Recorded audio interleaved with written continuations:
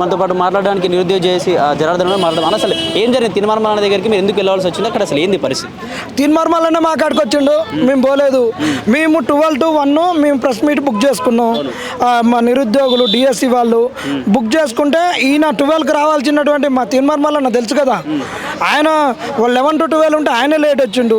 ఇది డిఎస్సి వాళ్ళకు స్పోర్ట్స్ కోటాలో జరిగిన అన్యాయం గురించి మేము మాట్లాడుతుందుకు వచ్చినాం. మల్లన్న గారు మేము ఒకటే అడిగినాం, మాకు జరిగిన బాధ గురించి చెప్పినాం, అంతకు తప్పితే మాది ఏమీ లేదు. మల్లన్నను మేము ఏమీ అనలేదు.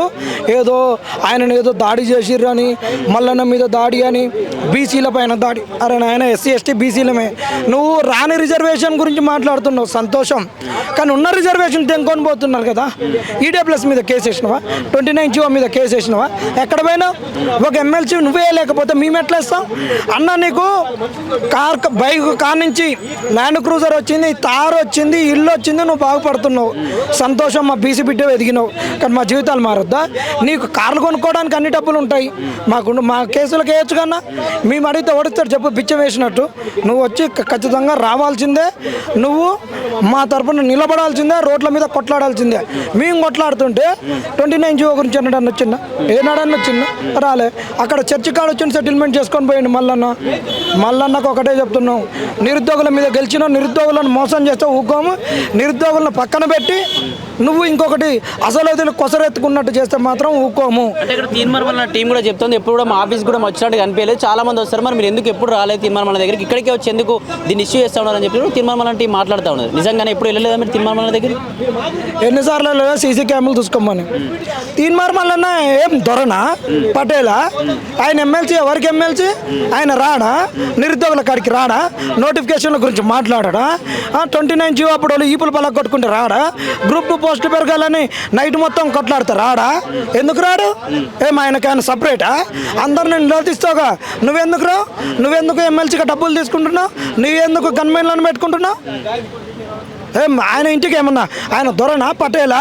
ఆయన ప్రభుత్వంలో ఉన్నటువంటి ఒక ఎమ్మెల్సీ, ఆయన ప్రజల దగ్గరికి రావాలి. నిరుద్యోగులు అంటే అశోక్ నగర్లు ఉన్నారు, ఆయన రాకుండా ఆయన ఇంటికి రాలే. ఈ పటేల్ గిరితనాన్ని వదిలిపెట్టుకో మల్లన్న. ఈ మాటలు మాట్లాడేటోళ్ళు నీ భాషలో నేను చెప్పను దయచేసి, కానీ నీ మాటలు అదే నీ నుండి వేరేటోళ్ళు అయితే నువ్వేమన్నా నీ బల్బు తగ్గించుకో. నువ్వు పటేలువు, నువ్వు రెడ్డివి, నీ అహంకారం తగ్గించుకో. నువ్వు రావా? నీ ఇంట్లోకి రావాలన్నా, నీ గడికి రావాలన్నా అంటావు కదా అన్న. దయచేసి ఒక్కసారి నువ్వు అన్న మాటలు గుర్తుపెట్టుకో, అశోక్ నగర్కి రా. అంటే మీరు ఓన్లీ అతన్ని మాట్లాడే ప్రయత్నంలో భాగంగా దగ్గరికి వెళ్ళే ప్రయత్నం చేశారు. ఎందుకు ఇంత ఇష్యూ జరగాల్సి వచ్చింది? ఎందుకు మిమ్మల్ని కూడా ప్రెస్ క్లబ్ నుంచి బైకట్ చేశారన్నట్టు తెలిసింది. అసలు ఎందుకు ఇంత పెద్ద ఇష్యూ జరిగింది? అసలు మీరు ఓన్లీ మాట్లాడడానికి మాత్రమే వెళ్ళారు కదా తీర్మానం? మేము ఏమనలేదన్న, తీర్మార్మాలను అడగడానికి పోయినాం అంతే. వాళ్ళే రచ్చ చేశారు. మళ్ళీ అందరం ప్రశ్నిస్తాడు, మళ్ళీ నన్ను ఎవరు ప్రశ్నించొద్దు. ఆయన మీరు ఉన్నారు, ప్రెస్ మీట్ అయిపోయాను మాట్లాడినాకనే కదా, మాటలు అయిపోయాను నన్ను నరుకుతాడు. మరి అన్న వేదిక మీద అడిగినాం, మీరేంది మా గురించి మాట్లాడని అడిగినాం. దానిని వాళ్ళు ఇక ఓర్చుకోలేకపోతే, ఒక బలహీన వర్గాలు ఉన్నోని నువ్వే ఓర్చుకోలేకపోతే అగ్రవర్ణాలు ఎట్టో ఓర్చుకుంటాడు? అది ఆలోచించుకో. అక్కడ కూడా చర్చ ఏం నడుస్తూ ఉందంటే, నిజంగా మిమ్మల్ని కవిత పంపించిందని చెప్పేసి మీరు పైన కూడా మాట్లాడే ప్రయత్నం చేశారు. తీర్మానం అంటే మీ కవిత మనిషిగా కవిత కొట్టడానికి పంపించిందని చెప్పి మాట్లాడారు. అట్లా ఇట్లాంటి ఏమన్నా నిజంగా బీఆర్ఎస్ తరపున వచ్చారా మరి జనార్దన్ గారు, లేకపోతే మీరు ప్రెస్ మీట్ చేయడానికి వచ్చారా? జనార్దన్ కవిత నుంచి అయితే తీర్మార్మలన్న బీసీ వాదాన్ని నాశనం చేస్తుంది రేవంత్ రెడ్డి మనిషి. చెప్పరి అది చెప్పమని ఆయన టీం మాట్లాడుతూ ఉంది. వాళ్ళు మాట్లాడుతున్నారు, నేను అడుగుతున్నా. వాళ్ళు ఎన్నెన్నో మాట్లాడుకుని నేను కూడా అడుగుతున్నా. తీర్మార్మలన్న బీసీ వాదాన్ని నాశనం చేయడానికి రేవంత్ రెడ్డి పంపించినటువంటి ఒక తాజ్బామా చెప్పండి. చివరిగా అన్న, మీరు తీర్మార్మలన్న గెలవడం కోసం నిరుద్యోగులకు ఏదో జరుగుతుందని చెప్పేసి మీరు అతనికి ప్రచారం చేసి గెలిపించుకున్నారు. కనీసం ఏ ఒక్క రోజు కూడా మీరు ఎన్నో నిరాహార దీక్షలు చేసి ఎన్నోసార్లు దీనికి సంబంధించి ధర్నాలో కూడా ప్రోగ్రామ్స్ ఏర్పాటు ఎప్పుడు కనీసం మీ దగ్గరికి వచ్చి మాట్లాడలే, మీ సమస్యల పరిష్కారం చేస్తారని కూడా చెప్పలే. దీన్ని ఎట్లా చూస్తారా? నిజంగా నిరుద్యోగుల్ని మోసమే. మా మీద గెలిచి వేరే వాళ్ళది విషయాలన్నీ పట్టుకుంటే మరి మా మోసం కాకుంటే ఏంది? నువ్వేమనంటే నేను అసెంబ్లీలో మాట్లాడినా, నా మైక్ దగ్గర మాట్లాడినట్టు తీరుద్దా? లీగల్ కేసు ఎందుకేలా? ఈడబ్ల్యూఎస్ అంటే ఈడబ్ల్యూఎస్ మీద కేసు ఎందుకేలా? ఊరికే ఈడబ్ల్యూఎస్ వద్దు. మల్లన్న నిరుద్యోగులను మోసం చేస్తున్నావు. ఇకనైనా నీ నాటకాలు చల్లవు, గుర్తు తెచ్చుకో. నిరుద్యోగుల పక్షాన్ని స్ట్రీట్ ఫైట్ చేయి. మల్లన్న గురించి ఒకటి అడిగినావు, కొట్లాడినాను. ఇదే తీన్మార్ మల్లన్న మటున ఒట్టేజానయ్య.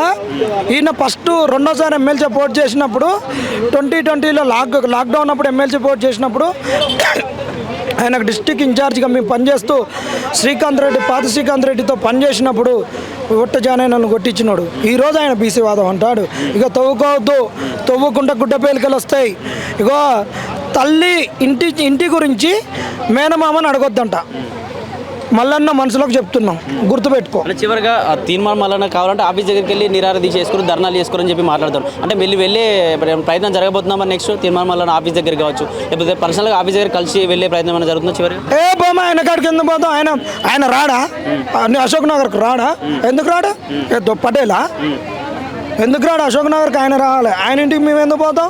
ఏడ దొరికితే ఆడ మాకు వీలు ఉన్నప్పుడు దొరికినప్పుడల్లా ఇదే వాయింపు తాలింపు అన్నీ ఉంటాయి.